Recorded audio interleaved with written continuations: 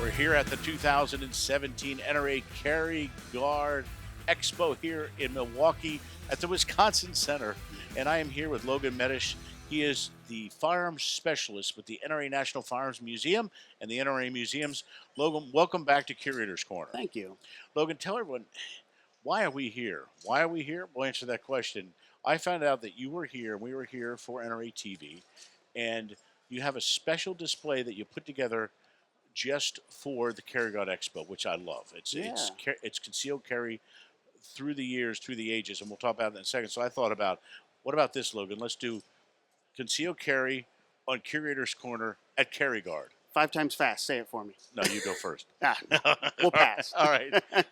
Tell us what you've put together here. Tell us a little about the history of concealed carry. Then we'll talk about this very interesting, this farm that's got a little history of its own. Yeah. So the display, 5 museum cases, almost 20 guns, and it spans all of the evolution of firearms and how concealed carry evolved. So we start real early in the 1600s, and then we've also got examples from the 1700s and the 1800s, and then even into the early 20th century in the 1900s, just showing that everything, it's all about progression, and you don't get to where we're at today with our concealed carry technology unless you can look and see what came before it. So everything is standing on the shoulders of the inventors that came before it. Yeah, and it's good to know that, Logan, because as you walk around here, you see all the latest technology and really neat stuff. But everyone here has to realize that, like you said, we got here. We didn't start here, Right. We started there,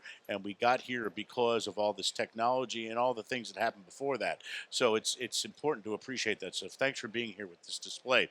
All right, let's talk about this firearm. What is it? So this is an interesting combination here. What we've got, the gun itself would be perfect if we were doing the Carry Guard Expo 1870. Oh, nice. But this is the first one. We couldn't. Yeah, oh well. Well, we could go back in time. We could. We'll get the time machine. We'll go do it, right? Dude, let's do that. Absolutely. So the gun itself is a Remington double Derringer. They were made between 1866 and about 1935. It's a 41 caliber rimfire pistol. It's 2 shots. The barrels tip up. It's got a spur trigger on here, single action.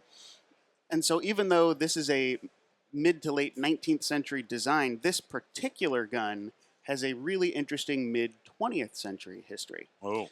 So this piece was donated to us by Air Force General Bryce Poe. He was a 4-star Air Force general, and he used this particular gun on this wrist strap during the Korean conflict in the 1950s. This was his concealed carry backup piece, if you will. Wow. His last ditch effort, 2 shots strapped to his wrist. He flew, I think it was 90 missions during the Korean conflict, and this gun was strapped to his wrist during that. That is, you talk about having a backup firearm. That's the ultimate backup there. It really is. And it's really cool, not only with the firearm, but looking at the wrist strap to see that has been worn and worn well. And just, wow, that's pretty cool. Yeah, I mean, you can see on the back what started as brown leather. We've got spots where it has turned black from its hours and hours on General Poe's wrist. Wow. All that sweat. We might be able to pull some DNA, right? Yeah, I'll bet you. If I talk about speaking history there, that speaks volumes. So tell us a little bit about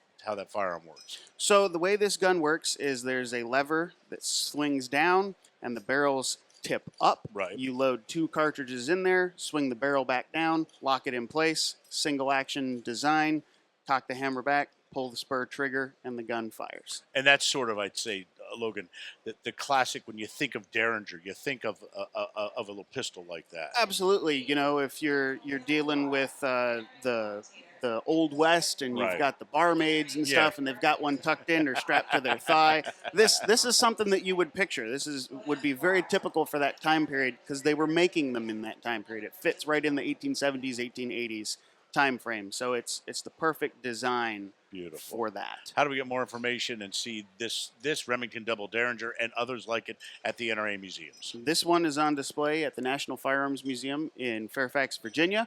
And then we've also got other guns similar to it on display at the NRA National Sporting Arms Museum in Springfield, Missouri. Thank you so much for this edition. We got more to come here at the Carry Guard Expo on Curator's Corner. Thanks, Logan. Thank you, John.